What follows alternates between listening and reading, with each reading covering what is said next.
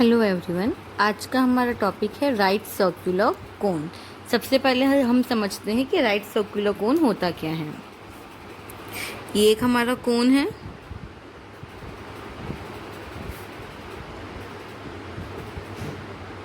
ये है हमारा फिक्स पॉइंट।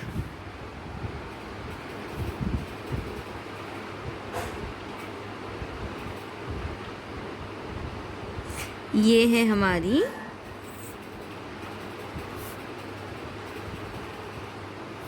फिक्स लाइन और ये है बना रहा है एंगल अल्फा। इसको हम बोलते हैं सेमी वर्टिकल एंगल।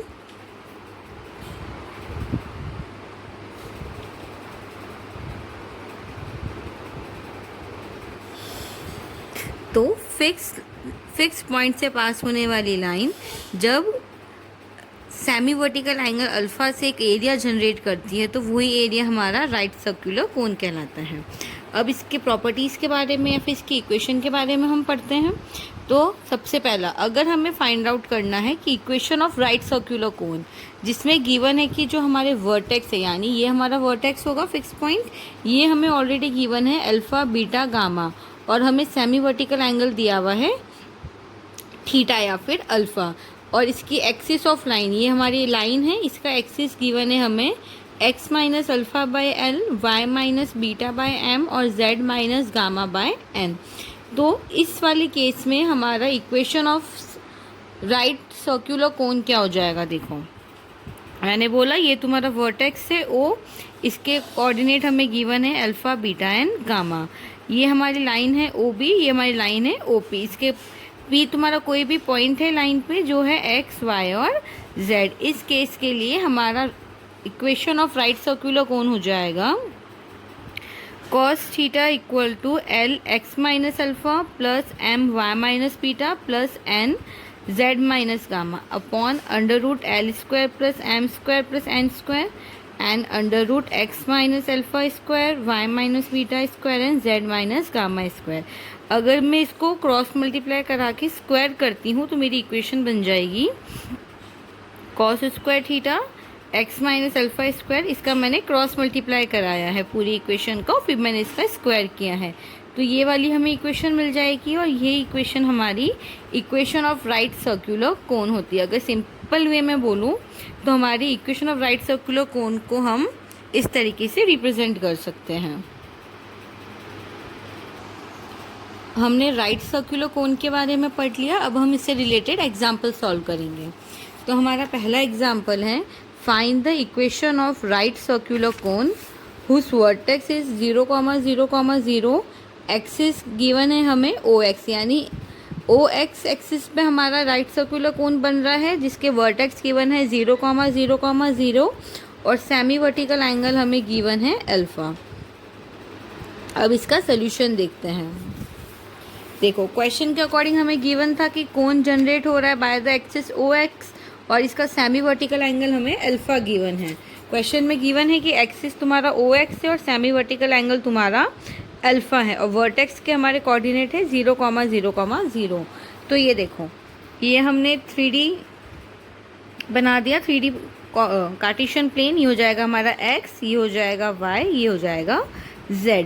क्योंकि कोन हमारा OX की तरफ बन रहा है, ये हमारी जनरेटिंग लाइन हो गई, ये हमारा हो गया सेमी वर्टिकल एंगल अल्फ़ा, और हमारे वर्टेक्स गिवन है 0, 0, 0 और हमने माना P कोई पॉइंट है x, y, z। सिंस ये OX वाली डायरेक्शन में बन रहा है, OX हमारा जनरेटिंग लाइन है, तो ये इस पॉइंट के हमारे कोऑर्डिनेट हो जाएंगे 1, 0, 0, क्योंकि x प्लेन पे y और z कोऑर्डिनेट हमारा 0 और 0 हो जाता है। डायग्राम सभी को क्लियर होगा। अब देखो, हमें इक्वेशन ऑफ x एक्सिस निकालनी है, यानी OX की इक्वेशन निकाल रही हूँ, तो वो हमारा हो जाएगा x minus x1 upon L वाले फॉर्मूले से, और x1, y1, z1 हमारे पास 0, 0, 0 है। तो हमारी इक्वेशन ऑफ एक्सिस हो जाएगी x minus 0 by L, y minus 0 by M and z minus 0 by n। ठीक है, since direction cosine L M N के x एक्सिस के लिए हो जाएंगे 1, 0, 0, यानी हम एल एम एन की वैल्यू इसमें पुट कर ले तो हमारे पास आ जाएगी इक्वेशन नंबर 1। अब हम इक्वेशन ऑफ ओ पी निकालेंगे, तो वो हमारा हो जाएगा X by L Y by M और जेड अपॉन एन। क्योंकि x1 y1 z1 हमारे पास 0 0 0 है, तो हमारी इक्वेशन ऑफ OP हो जाएगी ये। इसको मैंने नंबर दे दिया इक्वेशन नंबर 2। अगेन क्वेश्चन के अकॉर्डिंग हमें पता है कि OP और OX या OM के बीच में बनने वाला एंगल अल्फ़ा है, यानी हमारा semi vertical angle alpha given था। तो हमने अभी फॉर्मूला निकाला था, तो ये हमारा फॉर्मूला हो जाएगा cos alpha equal to L X minus alpha plus M Y minus beta N Z minus gamma upon under root L square plus M square plus N square और under root X minus alpha square plus Y minus beta square plus Z minus gamma square. ये formula अभी अभी मैंने बताया था यहाँ पे कि अगर हमें इक्वेशन ऑफ राइट सर्कुलर कोन निकालनी है और हमें सेमी वर्टिकल एंगल गिवन है, तो हम ये वाला फॉर्मूला यूज़ करते हैं। इसी को मैंने यहाँ पे वापस पुट किया है। अब हम क्या करेंगे, इसमें वैल्यूज़ रखेंगे, तो ये हो जाएगा हमारा x, y और z। सॉरी वैल्यूज़ रखने पर ये हो जाएगा 1l plus 0m plus 0n। क्यों? क्योंकि ये देखो तुम्हारे पास ये वाली टर्म्स हो जाएगी 0 0 और x तुम्हारा हो जाएगा अल्फ़ा हो जाएगा 0, बीटा हो जाएगा 0, गामा हो जाएगा 0, वाई जेड भी 0 और x रहेगा हमारे पास 1, यानी तुम्हारी इक्वेशन हो जाएगी। सो हमने वैल्यू पुट की, हो जाएगा हमारा 1l plus 0m plus 0n under root 1 square plus 0 square plus 0 square, ये हो जाएगा l square plus m square plus n square. फिर ये 0 और ये 1, यानी हमारे पास ये बचेगा।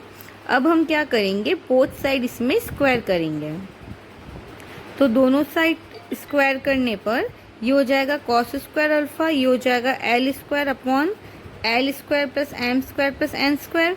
फिर मैंने इसका क्रॉस मल्टीप्लाई किया, यानी इसको अभी हम सिंप्लीफाई कर रहे हैं, तो मैंने पहले क्रॉस मल्टीप्लाई किया, फिर ब्रैकेट मल्टीप्लाई किया और एल वाले टर्म्स सेपरेट किए, बाकी टर्म्स इधर रखे।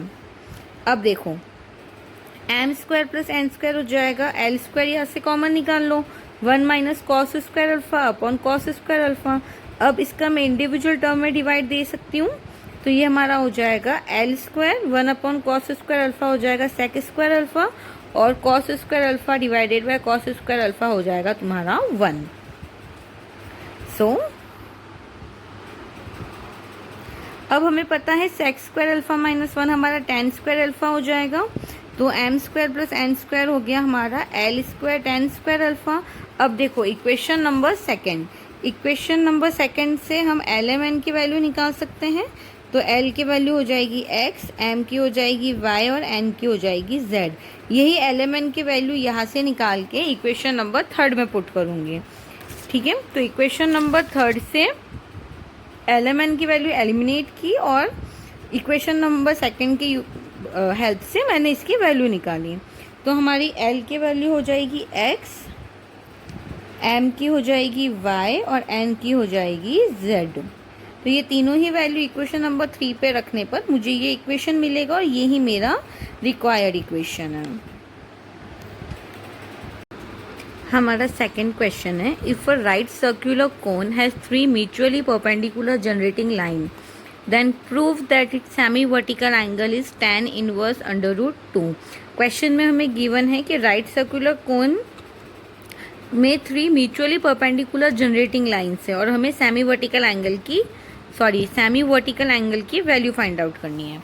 तो देखो हमने कंसीडर किया कि the right circular cone with the vertex 0,0,0 और एक्सिस अलोंग एक्स एक्सिस या फिर y या z, हम तीनों में से कोई भी ले सकते हैं। तो मैंने कंसिडर किया कि equation of right circular cone along x axis हमने अभी प्रीवियस क्वेश्चन में ही निकाला था, जब हमने एग्जाम्पल नंबर 1 किया था, तो हमने ये किया था इक्वेशन ऑफ राइट सर्कुलर कोन निकाली थी अलोंग एक्स एक्सिस, यानी ये ऑलरेडी मैं डिराइव कर चुकी हूँ, तो यहाँ से मैं इसको डायरेक्ट पुट कर रही हूँ। आप लोगों को ये क्वेश्चन वापस पूरा सेम डिराइव करना है और ये वाली इक्वेशन निकालनी है। सिंस मैंने अभी निकाली तो मैं इसको डायरेक्ट पुटअप कर रही हूँ। तो ये मेरी इक्वेशन हो गई। अच्छा, इसको हम ऐसे भी लिख सकते हैं, X square tan square alpha minus Y square minus Z square equal to 0। सिर्फ मैंने इसमें यहाँ पे टर्म ट्रांसफ़र की है। अब हमें क्वेश्चन में गिवन है कि 3 जनरेटिंग लाइन्स है और तीनों ही हमारी क्या है, म्यूचुअली परपेंडिकुलर है। यानी अगर हम क्या करें, तीनों में ही X square Y square Z square के कोफिशिएंट को अगर हम ऐड करते हैं तो उसका सम हमारा 0 के इक्वल आ जाएगा, क्योंकि तीनों ही जनरेटिंग लाइंस हमारी म्यूचुअली परपेंडिकुलर है। ये इसकी कंडीशन होती है। तो देखो इस वाली इक्वेशन से हमने एक्स स्क्वायर का कोफिशिएंट निकाला, वो है 10 स्क्वायर अल्फा, वाई स्क्वायर का कोफिशिएंट हो जाएगा -1 और जेड स्क्वायर का कोफिशिएंट हो जाएगा -1। फिर इसको मैंने सॉल्व कर लिया तो मेरे पास आ गया alpha equal to tan inverse √2 और यही हमें प्रूव करना था। आई होप दोनों क्वेश्चन सभी को क्लियर होंगे। इसके आगे के क्वेश्चन हम नेक्स्ट वीडियो में करते हैं।